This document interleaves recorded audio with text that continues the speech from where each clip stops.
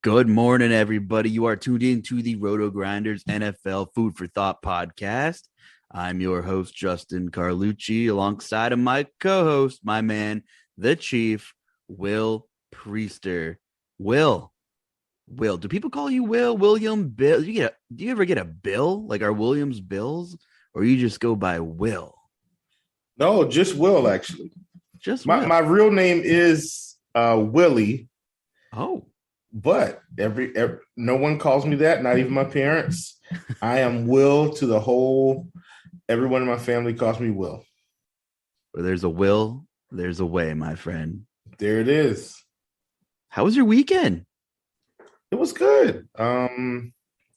Watched some football, basketball, hung out, didn't do too much. That's about it. Well, as relaxing as that sounds, some of the stuff we witnessed on Sunday NFL action was about as bonkers as anybody could have predicted. We saw some crazy stuff. I can't wait to get into this podcast in our Elephant in the Room segment. Of course, we're going to break down what we saw on Sunday. We're going to give you a recipe for success segment, a look ahead. We're going to give you a GPP food of the day where we talk about some food. And if you haven't tuned in with us previously to any of our NBA podcasts we've done, we love talking about some food, and we love to hear about your local venues and your local spots and where the best foods are. We're big foodies here and we like to travel. And of course, a story time at the end with some craziness in our lives that has been going on. But speaking of craziness, we got to give a huge shout out to our guy over here at RotoGrinders, Grant. Had a huge win. Well, my book, it's a win. Third place in the national sports betting contest. Just unreal stuff there. And if you're completely unfamiliar with what the sports betting competition is, hosted by DraftKings, is each contestant starts with X amount of bankroll, and you have, all weekend, like 2 days to run that thing up however you can. Yeah. And based on how much money you have at the end of the weekend is kind of where you rank in the leaderboard, and you win additional money, based on where you finish. So Grant came in third, Chief, and I know he took home over 100K as a prize, and I think he ran his bankroll up to around six figures as well, I think. Oh yeah, it's well over 200,000. Huge combined. Weekend, well over. Yep, well over, man. And you're heavily invested in props, prize picks, Thrive Fantasy, a lot of betting. Give me the degree of difficulty of having such a hot weekend like that and running it up to where he did. For the people who are more DFS oriented and don't put in a ton of bets, Chief, like that, what's the scale here on how difficult that was to kind of be as sharp as he was this weekend? I'm saying in terms of, because Grant stuck to his thing, which was props, and I would say us on a scale of 1 to 10, competing against that many people, I'd say a 10. Like, look, you're going to find some. Here's the thing, especially when it comes to prop lines, right? It's really all about identifying inefficiency and what you think the outcome is going to be, because at the end of the day, we're not trying to hunt for players. We're trying to hunt for inefficiency in the prop game. And so, and it's not going to hit every time, right? But, if you've got a guy that's got an 80% hit rate over or under, and I do want to push that because our minds tell us to do overs all the time, but unders are just as profitable. That's where you want to be. So I I'm always trying to hunt for inefficiency. It's never about the player. It's all about how they've been performing compared to where Vegas sets the line. And if you can get that in your head, you can be really successful at this.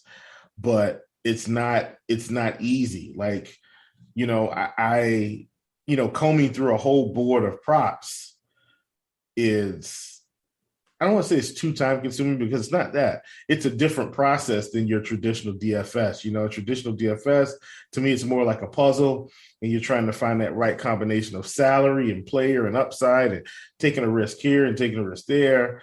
And when you're talking about props and parlays, it's all about, it's like building your own GPP every day, where I don't have to compete against DK or FanDuel, excuse me, I don't have to compete against my boy Carlucci here, or Stevie or Cards or anybody. I'm competing against myself, first of all, because I need to get it right, and the house. The house is banking on me making a mistake, and I'm banking on myself to get it right. And, over the course of a weekend, all of that to say, over the course of a weekend, Grant did an exceptional job at getting things right. And so my hat goes off to him. Take my hat off my head too. Unreal weekend for Grant. He's so good at what he does. And Grant, as well as Chief, myself, the rest, and most of our RotoGrinders team is over there on scoresandodds.com. And we are, posting many picks daily in multiple sports, a lot of props, game lines, etc. Meansy's always putting out some early morning stuff, which is awesome. And speaking of which, Aaron Gordon is going to cost me a lot today. A lot. Let me just say that. And so today is one of the days where I'm getting it wrong. And when it's one of those days that you got Aaron Gordon, and it's like, come on, guy. It's frustrating, to say the least. Weird fit in that Denver rotation, but with Michael Porter Jr. not in the mix, we'll leave that for the NBA morning grind. We are the NFL food for them, but I do miss talking hoops with you, my man. Yeah, I mean, look, guy, I'm sorry, I know it's football, but that's probably. And guess what? What I'm going to do is I'm going to chuck that up to me. I should have known that with MPJ out, suddenly Aaron Gordon was going to figure out that, hey, I need to rebound the basketball. And so that's on me. I can't blame Aaron Gordon for that one. That one's definitely on me. Well, what's on me is I thought the Dallas Cowboys were going to be the GPP stack of the weekend to own. And I talked about it on the Food for Thought last week. And boy, was I wrong about the Dallas Cowboys. And I will just own that. And I am completely shocked as to that outcome.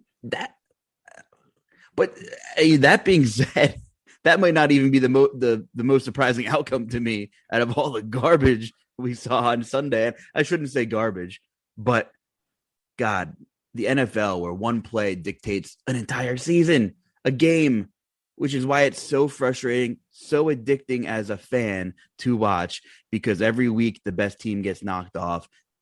The competition, the margin for error is zero. And every week we are left scratching our heads. And you can get 95% of things right one week, but maybe that 5% will cost you.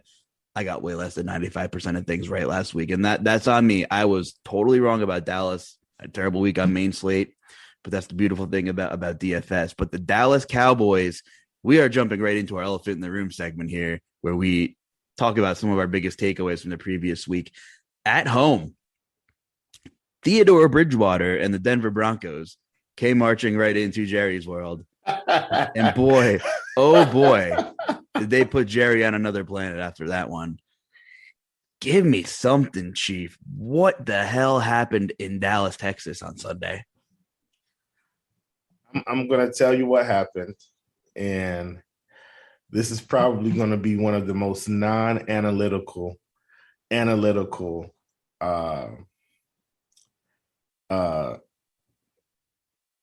responses you're going to get from me. But that's okay, because what is this podcast? It's not your mama's. I can tell you that. It's food for thought. You guys know this pod is fun, but we're going to give out information. You know that. If you've been listening, you know the vibe of this pod. Come on down to the barbershop, get your hair cut, talk some sports, talk about, your kid being the next superstar, and go back home and watch some games. Here's what I will say about the Dallas Cowboys and teams alike. We were caught up in a weird time-space continuum this weekend where what actually happened was the Cowboys put on Broncos jerseys and Broncos put on Cowboys jerseys, along with the Raiders putting on Giants jerseys and the Giants putting on Raiders jerseys, and the Bills putting on Jaguars jerseys and the Jaguars putting on Bills jerseys. What a weird weekend it was. The Titans put on Rams jerseys and the Rams put on Titans jerseys. Here's what happened, man. It's a make or miss league. And that's a reference to ESPN, NBA, The Jump, when that show was going. It's not called The Jump anymore. It's something else, NBA Today. You talked about it being teams being one play away in the NFL. In the words of my good friend, non-friend, Stephen A. Smith, it's fluid, right? Every week this season, you watch all the television, all the shows, across all networks, and everybody's saying the Bills are the best team in football, and they get knocked off. And they're saying, hey, the Raiders have arrived. They've turned a corner, and they get knocked off. What are the Saints going to do without Jameis? They should still be able to win this game at home. They get knocked off. The Bengals lose to the Jets. Beat up on Baltimore. They get knocked off. Brutal. Cowboys beat the Minnesota Vikings with Cooper Rush. Theodore Bridgewater, I love that, comes into town with the Broncos, riding high, literally, mile high, that is. The Cowboys get knocked off. And at this point, you said it's fluid. And at this point, I was ready to drink many fluids after what we watched.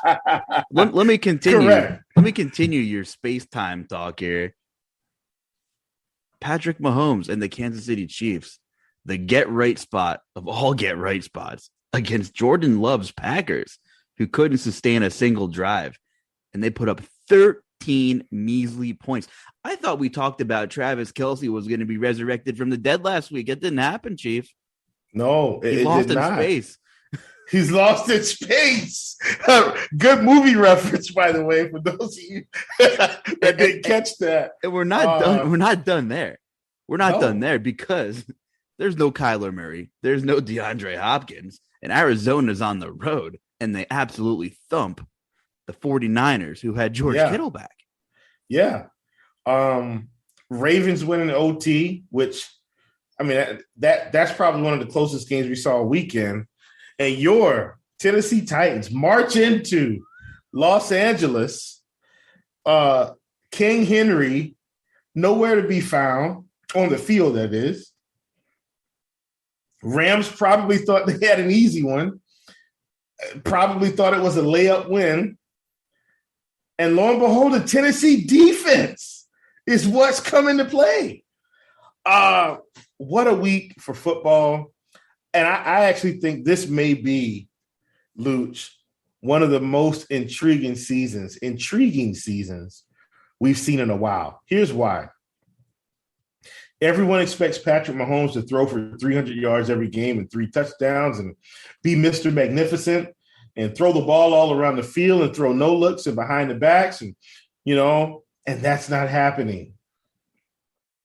This team is on the struggle bus. we anointed, not we, I'm saying the media, and I'm going to consider myself a part of the media. The media anointed the Cowboys as NFC champions and going to the Super Bowl. And while this loss to the Broncos may not mean as much as we think, they still lost to the Broncos. The Jets keep finding ways to score points and almost considerably knock off high-end opponents. I'd be very afraid if I had to play the Jets this week. They got a long week. Are they on a bye? I need to check that. No. Guess who they're playing this week? I wouldn't want to play the Jets right now if I was Buffalo. I really wouldn't. This is not a good week to play the Jets. They've had 10 days to prepare for this game almost. You're coming off a loss to Jacksonville. And here's the thing, Luuch. I do want to hone in on this game because not only did they lose, they couldn't muster up any points. Like, it's one thing, I think, if they would have lost 34-31, where it was a back and forth affair, and it's like, okay, Trevor Lawrence came to play today. This Jaguars offense came to play, and, they got it done. And a loss is a loss is a loss. Doesn't matter what the score is. When there's an L, it's an L. But they lost 9-6. And this is supposed to be a high-powered offense. Same thing for Kansas City. Supposedly a high-powered, but we haven't really seen them blow the top off since the Washington or the Philly game, right? So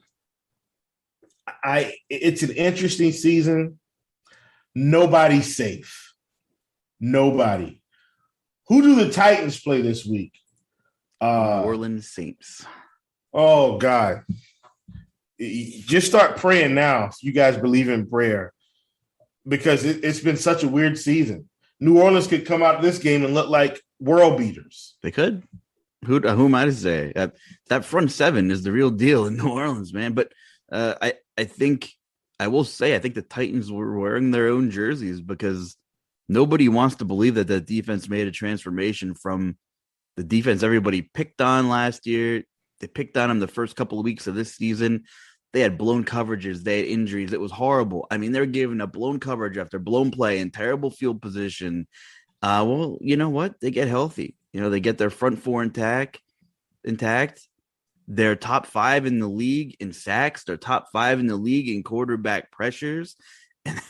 And that's a scary thing if you're an offense. And we're oddly enough starting to see all of that fall into place. And I know you're huge on props and taking some defensive props, and I'm hoping you eyed up some David Long Jr. tackles props because that man is everywhere, all 5, 6 and a half of them on that Tennessee defense. And shout out to Kevin Byard, maybe the best safety in football right now. Just unbelievable stuff from that Titans team, and I think they showed a lot of grit going out there without Henry, and it wasn't pretty, but they really flexed on the Rams. And the game was won in the trenches, and that was a lot of fun to watch. That being said, I would not be shocked whatsoever if Trevor Siemian and company marched into Nissan and, won by a field goal or a touchdown, because that it's all about scheming and coaching. And, an underrated thing the Titans did was bring in Jim Schwartz to help out that defense who's been around the block. Oh, here's the thing, too. I'm glad you mentioned Jim Schwartz because, look, man, a lot of times we see guys as head coaches, right? And we kind of write them off and we think they're bad coaches. They may just not be the head coach mold, right? To me, it takes a special person to be a head coach, because not only do you have to galvanize the troops that are on the field, you've got to get a coaching staff that believes in your philosophy and how you want to do things. Right. And there's an offensive coordinator, a defensive coordinator, and a line coach and a running back. There's a lot of moving parts, but everyone has to buy into that coach's vision, including the front office. And so being a head coach is a tall task. But I want you to look around the league, Luuch, and look at a lot of these former head coaches that are back in coordinator roles and look at the success of how things are going, i.e. Dan Quinn in Dallas. Now, I know they didn't look good this week, but Dallas has absolutely improved on defense. It's probably because he can actually focus on defense. Jim Schwartz, what was the name of the coach that was in the Broncos? Vaughn, what was his name? At any rate, I think he's the defensive coordinator of the Arizona Cardinals. Look at how their defense has improved, right? Bruce Arians took him a while to just kind of figure it out, right? But he's figured it out. Other guys that have kind of gone back into coordinator roles. Lovie Smith is back in a coordinator role again. So many things that you can do as a coordinator that you can't do as a head coach. You can probably be a little bit more hands-on. You don't have to be the quote-unquote top of the food chain, right? You can just kind of come in, do your job, make sure things get done, right? Kellen Moore looks like a superstar. We don't know if he can be a head coach yet. He's a great offensive coordinator. You can look at failed coordinators, such as Joe Judge, right? Matt Nagy. And God, what's the name of the coach? Is this not Stefanski? God, I like the coach from Tennessee. What is his name? Arthur Smith? No, the coach. Oh, Vrabel. Yeah, Frank Vrabel. He's kind of become an exception, right? He's a defensive guy, and everybody's like, what's going on with this defense? And now it's like, okay, maybe they're clicking on all cylinders. My point is, being a head coach is a tall task. My hat goes out to Jim Schwartz on this podcast for getting the job done as a coordinator. And it's a pride thing because you kind of, wow, I didn't get it done as a head coach, want to be involved to some high degree, and you kind of get thrusted back into that, second in charge kind of role almost, right? I mean, yeah. Speaking of, I mean, there are some coordinators that are just really going to be exciting to see where they land in the future. I mean, God, you talk about, I'm thinking, where's Eric, how do you say his last name? Benami or whatever. He interviewed, Chiefs offensive.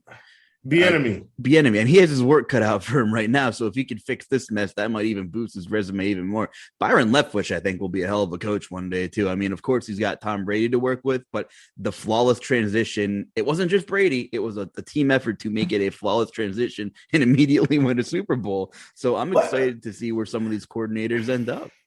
And I absolutely agree with you. Here's what I'm saying, though. And this is just me like going off down a rabbit hole tangent. What's wrong with saying, hey, guys, thanks for the head coaching offers.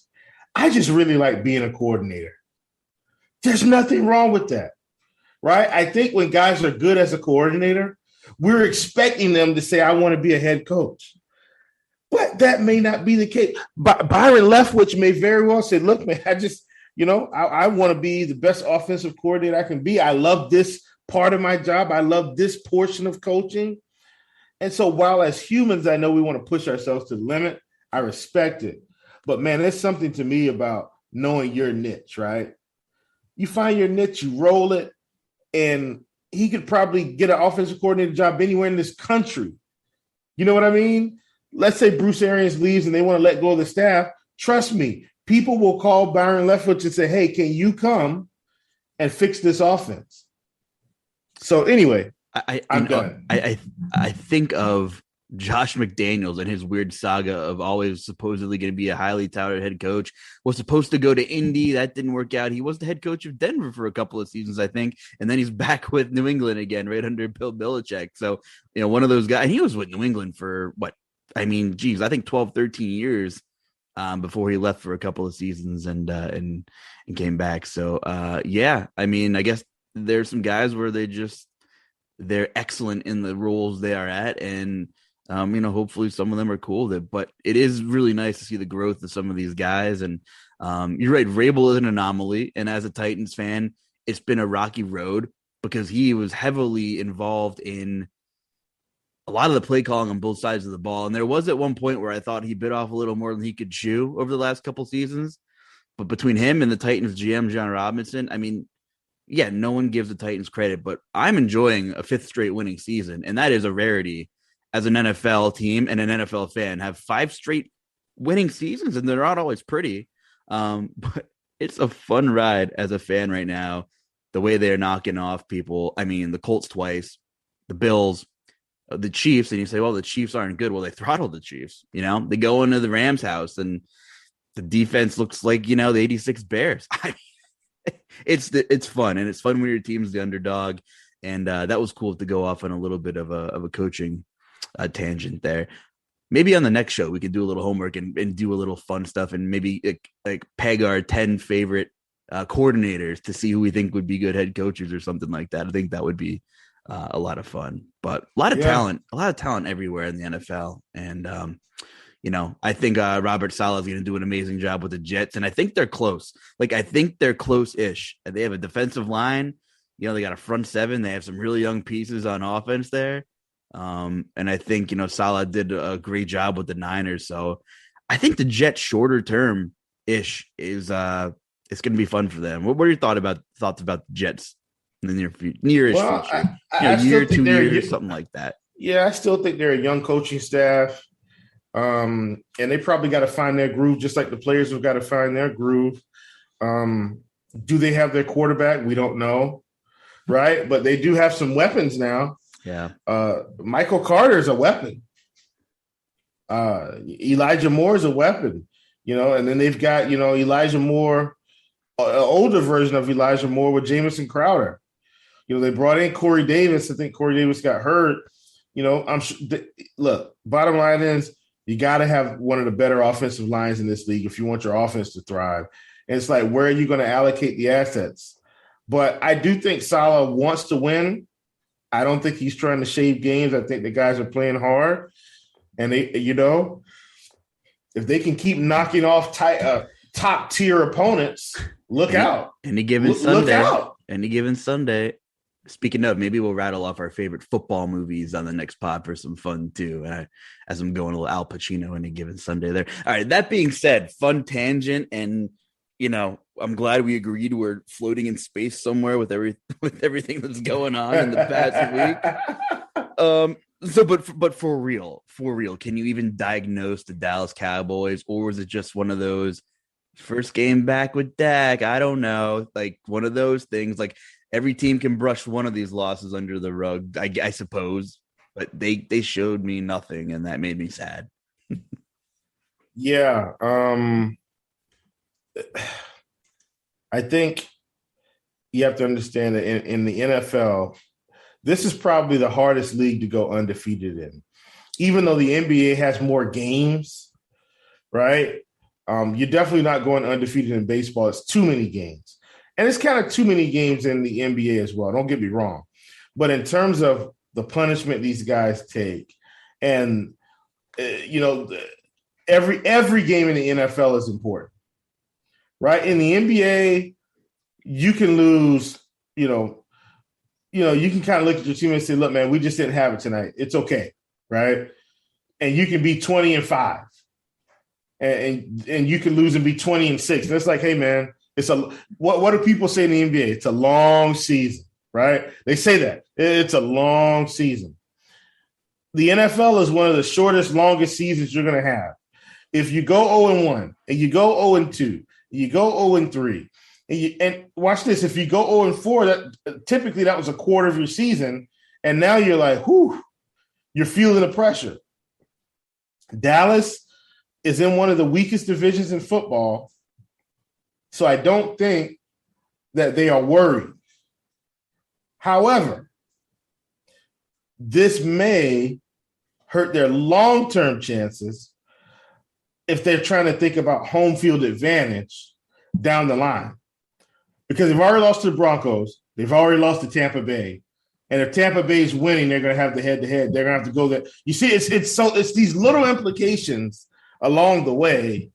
And God forbid they lose to someone in the division like the Eagles or the Giants or the football team. Then now it's getting really ugly, because even if they win a division, they may have to go on the road every game. they already probably are getting close to having to go to Arizona if Arizona keeps rattling off wins. So you see, it's like these little micro things that happen where you lose the game that you probably should have won.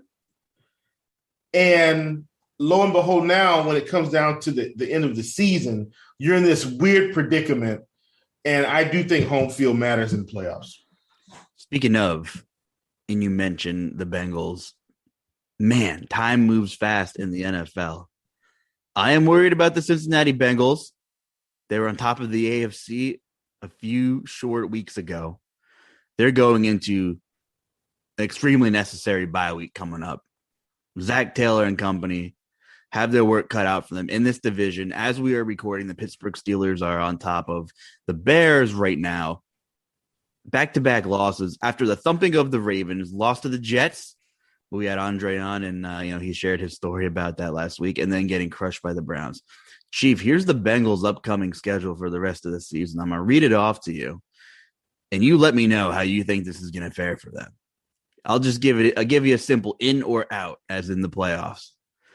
At Oakland, home against Pittsburgh, home against the Chargers, home against the Niners, at Denver, home against Baltimore, home against Kansas City, at Cleveland is the final game. That's rough. The Bengals are 5-4, and I think their work's cut out for them with that schedule to kind of wrap up their season after the bye week. Is it going to be tough sledding for our boy Joey Bengals? What are your thoughts here? I think it's going to be tough sledding because they should have been 6-2 if they really wanted to make some noise, right? I don't think you can lose to the Bears and the Jets, right? I think I'm looking at one of those games as the Achilles heel so far in the season. Yeah, I mean, and look, the Browns put a beat down on them like they put a beat down on the Ravens. So it's like, what do you make of this team? Here's what I make of it. They're a young team and they don't know how to handle success. Here's why I will say that. In college, you can win games and you can go and play an inferior opponent and keep winning even if you don't bring your best, right? In the NFL, everyone's getting paid a check. Everyone's got a family that they have to go home to. Not everyone, but you get my point, right? They've got bills and they've got a home and they've got family. They've got things they've got to take care of. And I think the Bengals might have been feeling themselves just a little bit too much after that Baltimore win because perhaps they were thinking, we've arrived now. We've got it. I haven't been at their practice facility. I don't know. But I can guarantee you the coach is telling them, we haven't done anything. And so I think their youth is catching up with them. A guy like Lamar Jackson isn't going to worry about losing to the Bengals in such a big way. You know what he's going to do? He's going to get motivated. He's going to go out to the practice facility and make sure his team is focused. Where the young Bengals are going to rest on a Baltimore win for half of the season and perhaps lose a few more games. And guess what? At this rate, if they lose to the Browns again and they lose to Baltimore and they lose to the Steelers, they're not getting in the playoffs. Maybe it's you mentioned youth, and I think that goes hand in hand with identity. And I think they're stuck between handing it completely over to Joe Burrow or not. And I get it. You have Joe Mixon, who you just want to believe in, and he just can't get through a full season. And when he's healthy, he's good. He's great. Burrow drove right down the field early beginning of this game through a terrible, terrible mistake. Pick six Denzel Ward on the 98-yard return for a touchdown. That's to the house. To the house call. Joe Burrow leads the league in interceptions. As good as he is, as young as he is, you're going to have to take these lumps. And maybe this is a good transition. The silver lining is we are turning this thing over to Joe Burrow. He's going to make some mistakes. I mean, he has 20 touchdowns. It's not like he's not throwing the ball in the end zone. But it just might be like the from good to great thing. Like this might be the really good year. And then next season, here's the keys to the team, Joe. Like he's got the intangibles, right? He's got the IQ, he's got the arm strength, he's got the swagger. He's smart, and we see the developing talent around him. So I think this is going to be like the stepping stone to next season. I think we can see even gigantic things from Joe Burrow. So I'm curious to see how they play down the stretch. And you're right. You mentioned that word youth, and we'll see them develop and grow right before our eyes, and see what kind of step they can take, and see where Zach Taylor can leave things after the regular season is over, whether or not the Bengals are in or out looking at next year. So, okay, a couple more surprises here out of this week. We covered a lot of them, but to me, the Cardinals and the Niners, that game shocked the hell out of me. How do you diagnose that one? Is that one, if you're the Niners, you just stick a Band-Aid over that thing and move on to next week? Or, you're 3-5 now in a tough division, tough conference. Look, 1, 2, 3, Cancun. Look, so and here's the thing. I'm not telling any team to tank, right? You need to give your best every game, and I really believe that. I feel like there's a but coming. But if you start looking at the season and this team, look, at some point we got to look at Kyle Shanahan, right?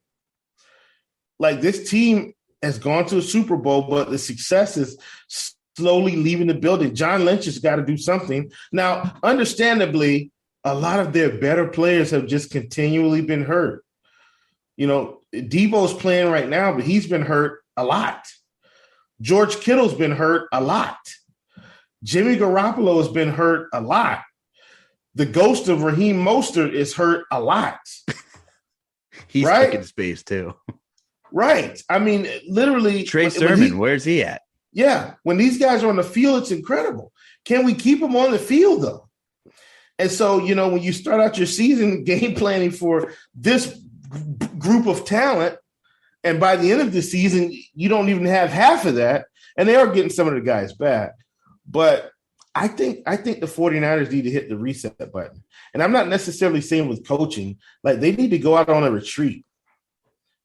The end of the season, guys, listen, bring your families. Gone fishing. Let's go on a retreat. Let's do something fun. And here's why. They've got to find a way to get their mojo back with this organization. They had it, and the mojo's just gone. But here's what I will say. If we're going to be fair, we got to be fair across the board. At some point, we got to look at Kyle Shanahan and say, what is going on? Something's not working. Now, does that mean they need to try to go out and get Aaron Rodgers? It might. Let me tell you why I say that. The Rams were stuck in the Jared Goff time-space continuum. You're going to hear that a lot this show, at least another time. Lo and behold, they go and get Matthew Stafford. And I know they lost the game yesterday, but I think they feel a lot better about their chances of winning more football games this season than they've won in the past 2 years, because they feel like they have a quarterback that can get them there. And perhaps, I don't dislike Jimmy G, but perhaps the 49ers need to go and get a top-tier talent quarterback when they're available. And that might fix their time-space continuum.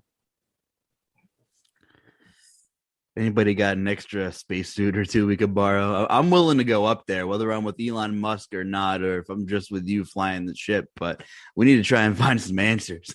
So I think maybe we take a look ahead at this recipe for success segment and take a look around the league. And I love hitting the reset button here on this pod with you, and we get to have some fun. But unfortunately, like, some of this might be stale news by the weekend, because there are a lot of moving pieces at this point of the season that by Friday, by Saturday, I don't know if what we're going to say now is relevant, but we're going to do our damn best here. And I'm just looking at the quarterback position here, and maybe we can just kind of go position by position and look at some good game environments, Look at some of these tags next to the players' names. I mean, Kyler Murray still has a questionable tag, Chief. Of course, they're hosting your Carolina Panthers this week. Aaron Rodgers, COVID-19, whether he's vaccinated or not, I don't care. It's beyond me. Whatever. For me, are we going to see him or are we going to see Jordan Love at home against Seattle, right? That's all we care about for DFS. Keep the vaccinations and the politics out of it. And we're getting Aaron Rodgers or Jordan Love. You want to pause right there? I'll do whatever you want. I'm stuck in space. Let's go ahead and inject this into our veins because we did agree to talk about it. Good vaccination reference there. I see what you're doing. Odell Beckham Jr., ladies and gentlemen, has hit the waiver wire. Oof. And did you know that he has 3 teams that he wants to go to? Did you know this, Luuch? Let me ask you that first. Did you know that he had 3 teams that he's interested in going to? I know Seattle's one. Am I right? Seattle is one. Is New England one? No, San Francisco is another one. Oh, they don't need that. They don't need that. Do they need that? Do they need that? Is that going to – it's like the Josh Gordon thing. Are they sticking the Band-Aid over the water, the breaking pipe to fix what's going on?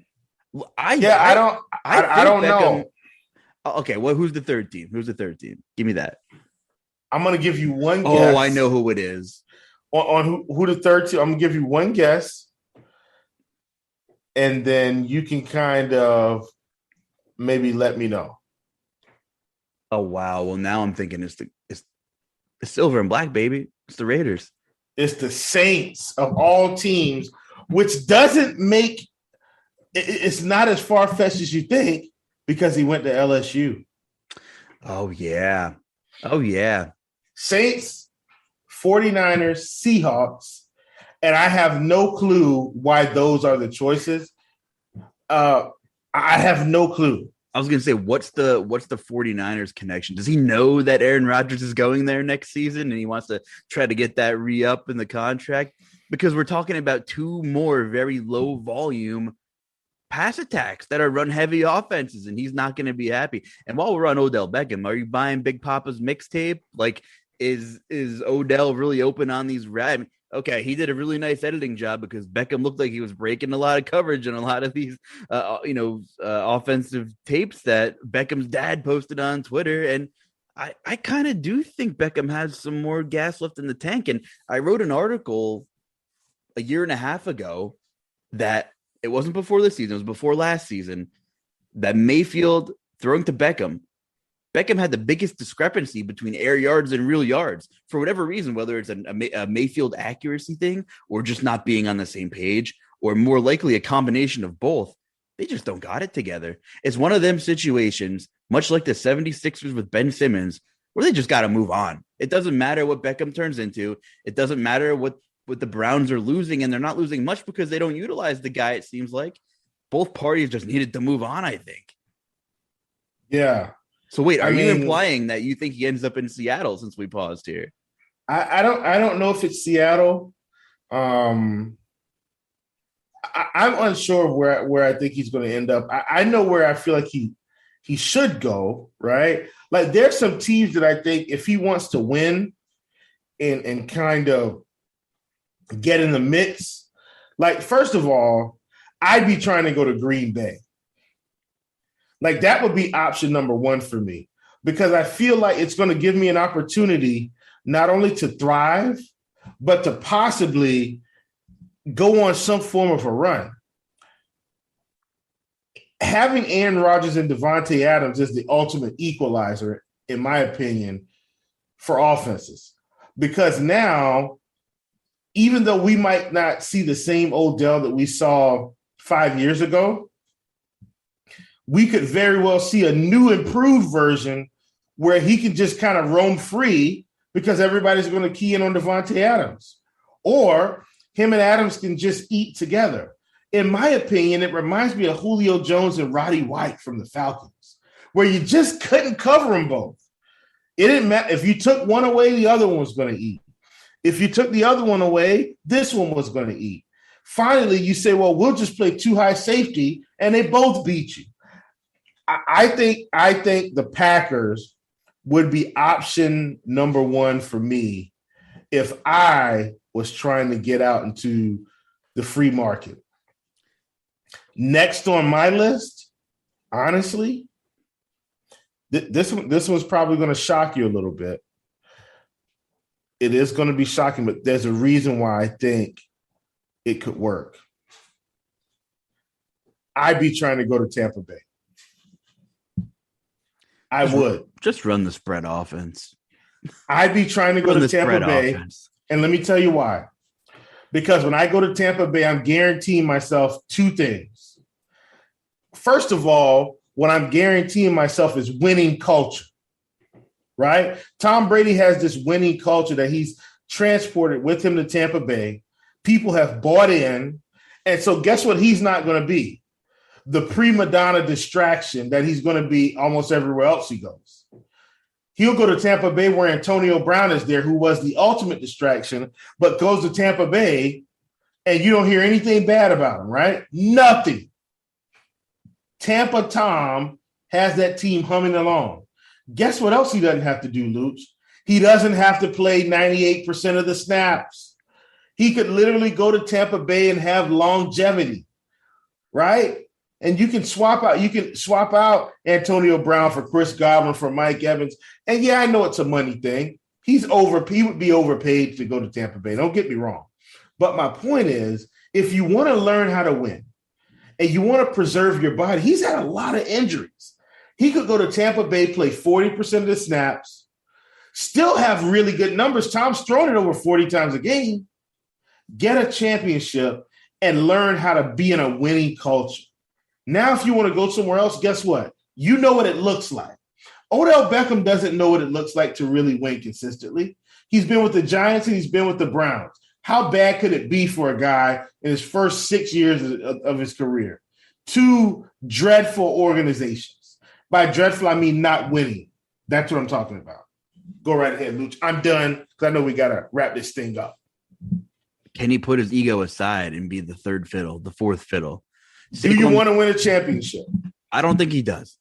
Saquon Barkley comes into town. He's no longer the alpha. He's no longer garnering all the attention. He's probably not even the most talented player on that offense. Then there's issues. He's in a low volume attack. It's Nick Chubb. It's Kareem Hunt, baby. We're pounding the ball. They're great at what they do. I'm not getting the ball. I'm not okay with this. Can he go there and play behind Chris Godwin, who's proven? Mike Evans, proven. Antonio Brown, injured. Dare I say he's proved himself again.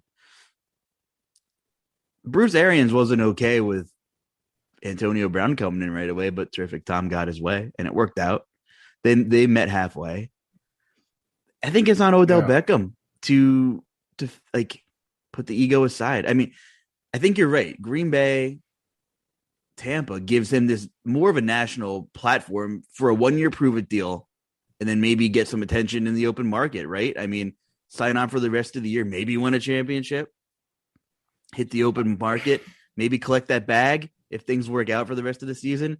But Seattle's been starving for that third weapon for years now. For reasons beyond me, they haven't been able to, fill in that void. I mean, David Moore's gone. He wasn't the guy. They brought in Philip Dorsett. He's not doing a damn thing. They brought in Josh Gordon. Don't forget that, to try to also be in that offense. That didn't work out. So I can see the fit. I can see the fit in Seattle. I can see it. I mean, but here's the thing. I mean, you're talking about let Russ cook. I mean, if Odell Beckham goes to Seattle, they've got to have a philosophy change. They cannot keep handing the rock to the ghost of Chris Carson. And look, I don't have anything against Chris Carson, but he's another guy that's hurt every season. Just another guy. Rashard Penny ain't the answer. Alec Collins is not the answer. So if you got the 3 set, guess what you do now? Quit drafting running backs and draft some offensive linemen. And let Odell Lockett, and Metcalf. I mean, good Lord. Go to work. Good Lord. And guess what? And they've still got Freddie Swain there. Mm-hmm. They've still got the guy from did he go to Eastern Michigan? But I mean, he was a legit stud in college wide receiver. He's hurt right now. What is his name? But he played in the MAC conference. Really good receiver. I mean, they could really have a quality receiver room. And you need to Dwayne Eskridge. That's who it is. Oh yeah. But listen, Dwayne Eskridge was a stud in the MAC. The other angle is here, Chief. You need to try and keep Russell Wilson happy, because how long have we had rumors swirling? Russell Wilson's going to demand a trade. This, that, the other thing. Well, the time might be coming. Give him some help. Let him throw the football. That might be another angle. There's talent out there. Let me have it, or I'm out next year, right? We can see that. Let's segue that into Russell Wilson could be cleared for Green Bay this week. So let's look at the quarterback position here. Does anybody jump out to you? Obviously, we don't know about Aaron Rodgers. If he comes back, love him at home. Love that game in general. If we see Rodgers and Wilson back, love that game. Love those prices. Should be a really good game environment. But of course, we don't know the status of Rodgers or Wilson, which affects the entire game environment. That's the look ahead of the elephant in the room there. We need to know what's going on there, because that could be a very interesting game to target. Luuch, let me ask you this, and I mean this wholeheartedly. What is the most interesting factor of that game for you, like right now? If I had to ask you what's your most interesting factor? I feel like that whole game is lost in space right now. The most interesting factor of that game is which team Odell Beckham's going to sign. No, I'm just kidding. Can Russell Wilson really grip the football? Like, if he's going to play, to what capacity is he going to play? It's one thing to send him out there, but will they baby him? I don't know. Will he try to throw the ball, 20, 25 times? I'm starting to think about these things now. Here's what I think the most interesting factor is about that game. And I actually think it has nothing to do with Russell Wilson. I think it has everything to do with Jordan Love. Here's why I'm saying this. Over a year and a half ago, the Packers drafted a quarterback, and it made Aaron Rodgers very unhappy. Now, first of all, do we think Aaron Rodgers is a little bit petty? Maybe. How much do you think Aaron Rodgers would be willing to stick it to Green Bay to say, yeah, you go ahead and play Jordan Love, and I'll sit out another week, and you guys lose this game, and I'll come back and I'll drag us to the finish line the rest of the season and prove to you why you should not have brought Jared Love up in my house. Hear what I'm saying, not what I'm not saying. Jordan Love needed to be drafted. They needed a succession plan. They did not need to draft Jordan Love in the first round. It was an insult to Aaron Rodgers. I don't care what people say. It was an insult. It should have never happened. And they could have very easily got a quarterback when Aaron Rodgers was ready to give it up. They could have had a discussion. A guy that's been at your organization pretty much the whole time, you don't do that unless you've had a discussion with him up front and you're saying, hey, look, we're going to take a quarterback in the first round. You're our quarterback, but we want to make sure we get some good talent that you can train and teach them the ways, the Packer way, the Aaron Rodgers way. I think Aaron Rodgers felt disrespected. And I think during this time period, this is a chance for him to stick it to the man and say, you know what? You thought you drafted my replacement? Let him have it for 2 weeks. And let's see what he can do. And when you look up at the scoreboard and you look around this locker room and you look around this organization and you look around the media and you see that while Jordan Love has some talent, he's not Aaron Rodgers, baby. I'm the only Aaron Rodgers. I think that's the most interesting factor of this game to me. I'll leave it at that. I mean, I think he wants to win a Super Bowl. I think he wants to play for the bye.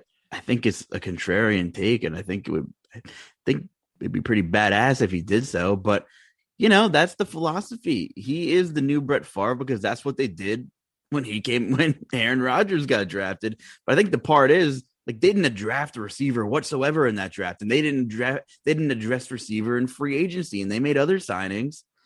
So in playing devil's advocate here, would you rather be in the Steelers situation and have been 3/4 of the way out the door, and you flopped up Mason Rudolph, spent a late pick on him, you had Hodges, late pick on him, invested no equity.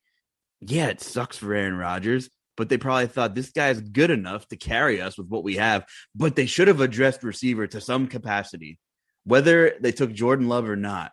They needed to take some other high-ish equity and spend it on a receiver or a stud tight end, and they did none of that. So I kind of see both angles here. But on the flip side, there's no guarantee that Jordan Love's going to be any good either, right? I mean, I'm not impressed with what I've seen. It's a very short sample size, and I know we're a huge advocate of letting the quarterbacks develop on this podcast. But there's also that angle where maybe Jordan Love won't be it, and then you lose twice. You lose twice by pissing off Aaron Rodgers, throwing him out to some other franchise, and Jordan Love also stinks. Could lose twice here. You could. You absolutely could. So I like it. Anyway, pricing at quarterback here. We'll quick jump around before we kind of start the jump around. Are we going to get a get right spat with Dak Prescott at home against Atlanta? Dare I do this again, folks? Dare I do this again? You already know what to do. Well. I'm not giving you any real analysis on this. Don't outsmart yourselves, people. Nothing's wrong with Dallas. Go right back to the well against the Atlanta Falcons. You'll be fine. The shuttle will come back to Earth this coming week. Is that what you're saying? Yeah. Space shuttle? Yeah. We're going to be good. 6,900 on DK. Anybody else catch your eye per dollar that you're looking at? Well, I mean, Josh Allen is now down to 7,900. I know I said be afraid of the Jets, but they should come back and have a good game. But Dak at 69 definitely feels like the play, right? It does feel like the play. Yeah, I think that's where I'm at. Running back, James Conner made some people a lot of money. And he sure did. As far as we know, Chase Edmonds might not be in the fold. And while I'm not targeting him against Carolina, he is fairly priced. But that's not my cup of tea here. Oh, we're going to lose this game. I'm not worried about it at all. We've been terrible. Well, I mean, does that mean you're interested in Connor against your good old hometown boys, or not so much? I mean, if Edmonds is out, then absolutely. Keep an eye on that, folks. You have Jonathan Taylor, 8,100, coming off a monster week against the world-beating Jacksonville Jaguars. Dalvin Cook right under him against the Chargers. Horrific run defense. Najee Harris right under him against Detroit. Austin Eckler right under him price-wise against Minnesota. Then, of course, you have Nick Chubb, who had a monster week against New England at 7,400, and Zeke against Atlanta. So a lot of tasty matchups on paper. Aaron Jones, it couldn't even get Aaron Jones going last week against the Chiefs. But if Aaron Rodgers comes back, Aaron Jones becomes another threat who's 6,900 against Seattle. Cordell Patterson's playing 75 positions out there in the football field, had 10 yards rushing, whoop-de-doo, but he caught 126 yards through the air. I mean, the guy is doing it all. So, yeah. Wow, a lot of options at running back, and I could see the ownership being really spread out for once, outside of maybe one or two chalk guys. So a lot of different directions you can go here at running back. Anything jump out to you specifically? I mean, so what is Alvin Kamara going to do this week, right? Because it just feels like he kind of got there last week, right? Just on targets and receptions, 4 for 54. had a rushing touchdown, 13 carries. Like, this is who he is. And he's at the top of the food chain this week. But my goodness, Jonathan Taylor, matchup with Jacksonville, not going to have the same target share, but doesn't this feel like a chance for him to score 2 touchdowns again? I mean, this feels like the spot. Dalvin Cook, he couldn't ask for a better matchup. 8K against the Chargers. Like, these are the teams. Najee Harris against Detroit. This is such an exciting running back week. Ezekiel Elliott, 7K against Atlanta. This running back pool this week, man, off the charts. I mean, I love it. I love it. These top running backs, I'm just going to filter through them. That's where I am at running back. Makes sense. Devontae Adams, 7,900. Seattle, AJ Brown. Their yard market share numbers are only going to continue to rise. He had 86% of Tennessee's air yard market share against the Rams on Sunday night. Incredible. Woo. Incredible. When you talked about Roddy White and Julio, was that the example you gave? Was Roddy White? Yeah, Roddy White and Julio from the old Falcons. I'm waiting for Julio and AJ Brown to have the same effect on some teams. We'll see. But now AJ Brown is averaging 47% of his team's air yard market share throughout the season. And we talked about, just tying some things in here, we talked about where the hell is Travis Kelce. Last 2 weeks, Tyreek Hill had 58% of the Kansas City Chiefs air yard market share in week 8. And a couple days ago, 60% of the air yard market share. So the eyes are locked in on Tyreek Hill. And maybe that's part of the problem. Got to get open, Travis Kelce, to get out of space. So interesting stuff there. Yeah, here's the thing.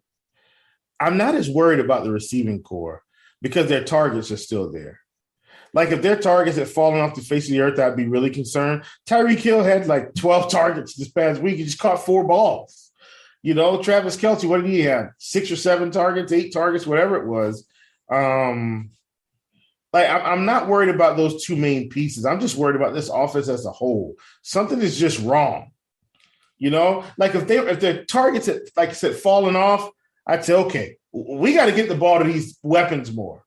But it's not that. It's just not, you know? Yeah. No, you're totally right. It's a lot of tasty matchups on paper. Seems like there could be a couple of really, lopsided games. Looking at Tampa Bay, at Washington. Stephon Diggs, we're waiting for that ceiling game, and we haven't had a single 30 DK point game out of Diggs so far this season. It's coming. Eventually, the squeaky wheel gets the grease eventually. Yeah. Will DeAndre Hopkins play? I know it's your Panthers. Will Murray play? But Hopkins is under 7K, which is interesting. And Michael Pittman, talk about a guy that's just turned into the alpha. 6,300 against Jacksonville. I'm just spitballing some of the ones that are standing out to me. Jerry Jeudy, good to see him back. 8 targets last week, I think, against Dallas. And a very favorable game script, too, for the running back. They were controlling clock. What I'm saying is it was a favorable script for Denver, which means they really didn't have to air it out too much. Jeudy saw 8 targets. So 5,300 against Philly, I'm interested. Looks like Judy's only going to get more playing time as he gets healthier throughout the season. And I'm not doing this, but I got to give a shout out to your boy, Robbie Anderson, who's down to 4,400, and they just completely stopped throwing him the football. So, yeah, he had 1 target, and Jesus, man. Running joke of the industry. Playing Robbie Anderson this week. Ugh. Sorry, man, I had to. Anyway, receiver, give me a quick, in a nutshell, rundown here. I think for me, man, I'm just going to be kind of putting them in with my stacks. That's kind of where I'm at this week until we really nail this thing down. That's what I'm doing, man. Yeah. I'm with you. A lot of moving parts we'll have to figure out. Just some other quick notes right now. The Dallas Atlanta game, 53.5 total. Dallas are 9-point favorites over Atlanta. So super high team total there. The Bills are 13-point favorites on the road, despite the egg day laid against Jacksonville. So another super high team total. Tampa Bay, just talked about them.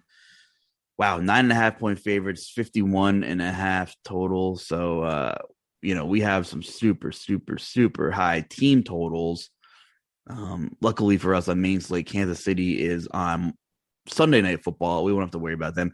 It's another sneaky one. The Vikings are just going to keep being involved in these sneaky shootouts. Chief, 4:05, Minnesota travels to Los Angeles to take on the Chargers. 51.5 total, 2.5-point spread. So we're looking at a respectable team totals on both sides there. And that's a game where I could see a pretty healthy environment for some points there. Minnesota's defense, clearly. A ton of issues. Chargers can't stop the run. So I think that makes for an interesting game environment as well. So just some other quick notes there. Just looking at this slate, anything else, it's super early. And as we keep moving forward, there is just too many moving parts from the time we record until like Friday, Saturday afternoon. So we hope you enjoy our tangents and our, X's and O's talk here kind of mentality. But anything else about the slate, you want to get off your chest, Chief? Nah, man. I think I'm good to go, fam. I think I am good to go. Thank you, everybody, for listening to us rant a little bit.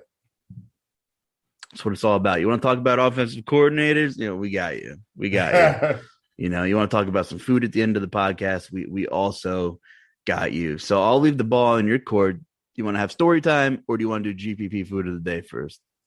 Listen, let's go GPP food of the day. Let's go GPP food of the day. So first of all, listen, this is just going to be a shout out. Listener of the pod, that's Scott Bellina. Listen, man, first of all, Scott, thank you personally from the bottom of my heart. Shot me out some sauce. He's got a brand, Bayou Gotham hot sauce. Listeners, please go out, grab this stuff online, okay? Scott shot me a 4-pack to the house. High quality stuff. I've been using it. I think it arrived either on Thursday or Friday. I've been using it since then. They've got a Louisiana boil that I think is my personal favorite right now. And I think Scott knew that because of the low country boil that we have here in the Carolinas. But they've got a Ruby Rebel or Ruby Rebel. Let's go. It's either Ruby Rebel. I guess Ruby Rebel. I used that one on some grilled chicken. Fantastic. I haven't used the Caribbean Creole or the Tropic Jalapeno yet, but I am on my way to using all 4 flavors.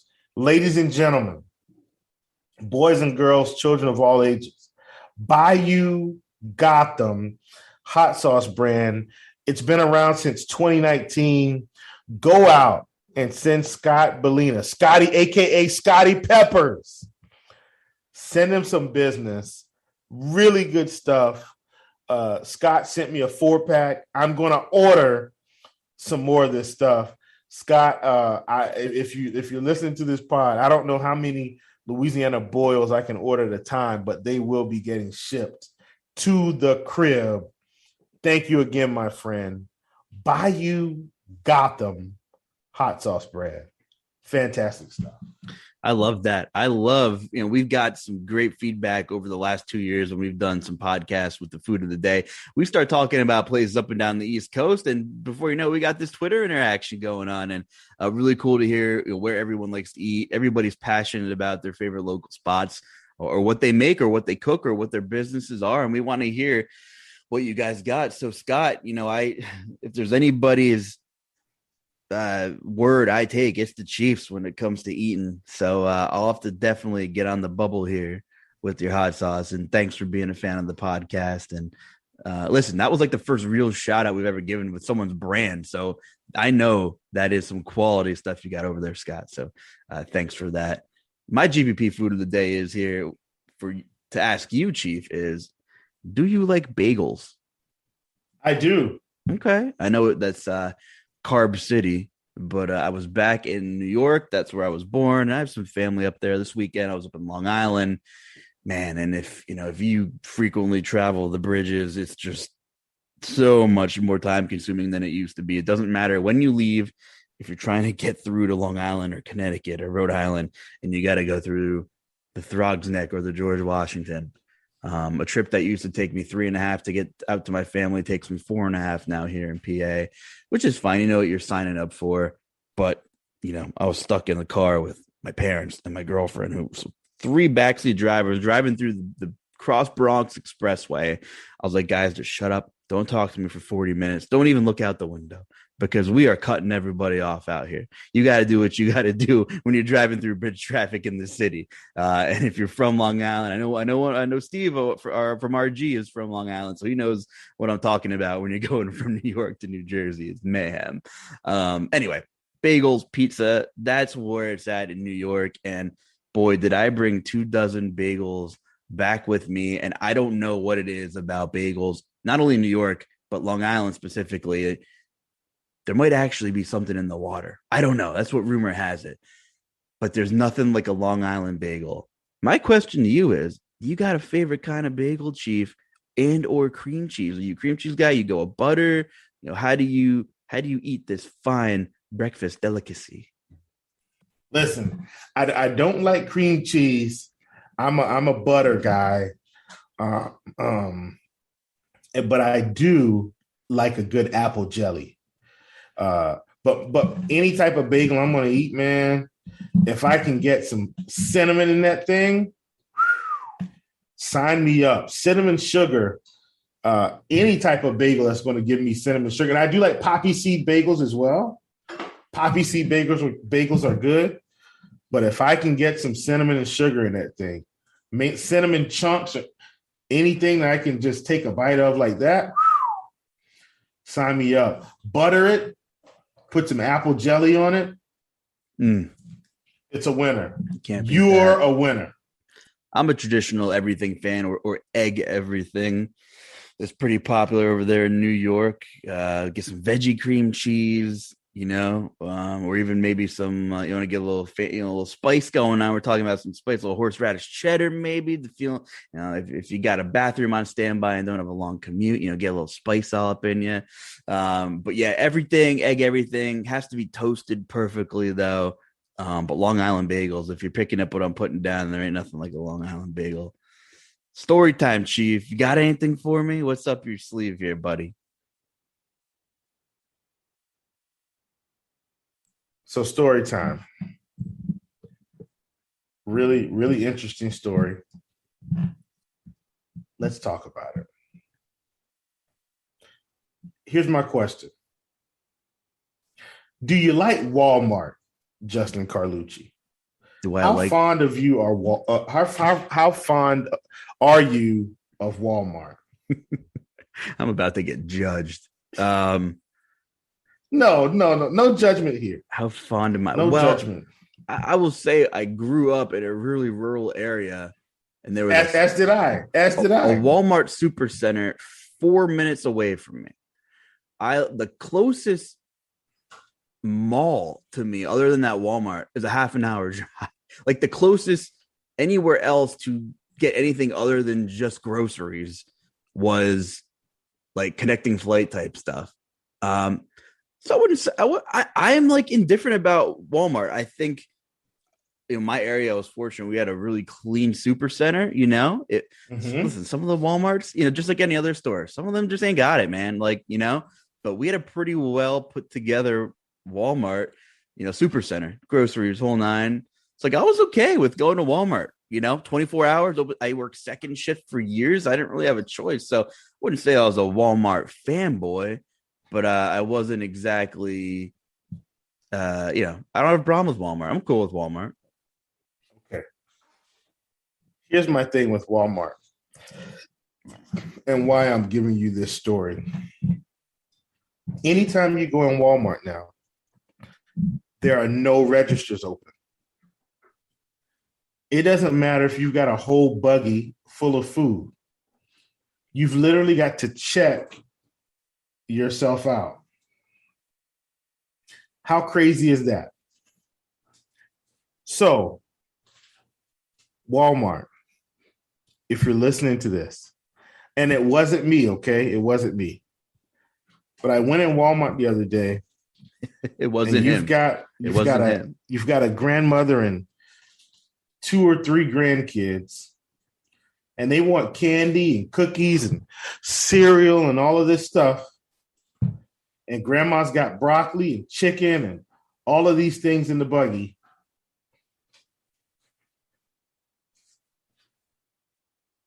And grandma goes through the aisle. Kids pulling on her. Can I get this? Can I get that? Waited in the line for 5 minutes because they only had what? Self-checkout. Only to get to the front, Carlucci. And it's card only. Oh, and grandma straight cash, homie. Right? And grandma wants to pay with cash. Ah. Walmart, we've got to do better. That is my story time. We need more options. We need to accommodate everyone. Yes. My stepfather isn't exactly grandma age yet. Well, I guess he's close. But this man has gotten through life. He's never owned a piece of plastic, never owned a debit card, never owned a credit card. And no, there is no hole in my backyard with random money in it. His pension's not buried back there. I promise. Don't even come by. It's he's straight cash. And straight cash, homie. It's a rarity. It's a rarity. I mean, hey, I'm millennial. I'm card heavy, right? I mean, I'll carry a couple bucks on me, but you know, it's just let's do better. Let's do better. My story time is I did bring my parents to a concert. My mom was obsessed with a band growing up in the New York, Long Island area. I don't think they're nationally known, but they kind of have like a cult following. Like, and I mean that as in like there are diehards, right? They're around. And the band was called Zebra. Big in the 70s, 80s. They played some rock, a lot of cover stuff. Anyway, it was just cool to get back. And they're playing in Long Island. So that's why we went. I was a good son, brought my parents, Ubered to the venue, had a couple expensive mixed drinks. But we were a couple of rows from the stage. There's a couple thousand people in the venue out in Westbury, Long Island. And it was just cool to see live music. I don't even care if it was, Tom and Jerry strumming a banjo. Like, it was cool to do something fairly normal. I've done some stuff, but it was cool to be in a regular kind of environment. And it sounded pretty good. But I was fortunate enough to, at the end of the show, the bass guitarist threw 2 guitar picks into the audience, and I caught one. It kind of just landed on me, and it made my mom's weekend. I had, and 5 minutes before that, I was like in the bathroom and like because I knew we were going to leave soon. I wasn't even sitting there, and I wouldn't have got it. It would have fell to the floor, and someone else would have caught it. So I, for once, was in the right place at the right time. I've been to a lot of ball games and stuff, Chief. I've never caught a foul ball in like a real game or anything like that. But I caught this guy's guitar pick, and I thought that was pretty cool because I never got that lucky with anything before. So that was my story time, man. You ever catch a foul ball or anything anywhere? I have minor league baseball down here, Charleston River Dogs. I have absolutely caught a fly ball, and I've even got a home run ball. Oh, wow. Yeah. Very nice. Who was it? It wasn't Aaron Judge, I can tell you that. I actually think it was the cousin of Juan Soto, believe it or not. Because Juan Soto's cousin was in there. I think that's who hit the home run. Very nice. Good stuff. Yeah. Good stuff. Hey, man, you've been at RotoGrinders a little longer than I have. I've been here, year and a half now? And what are you coming up on now with the team? Oh, 3, 4, somewhere up in there.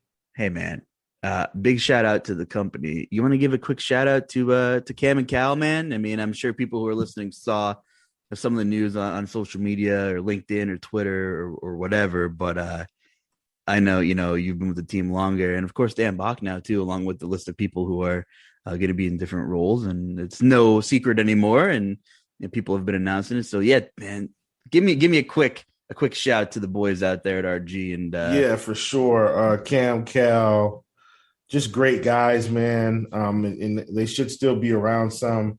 Can't wait to get to Nashville in February. I can tell you that right now. This is probably going to be a pretty memorable one for us because this might be the last. It may not be, but this is kind of in my opinion, you know,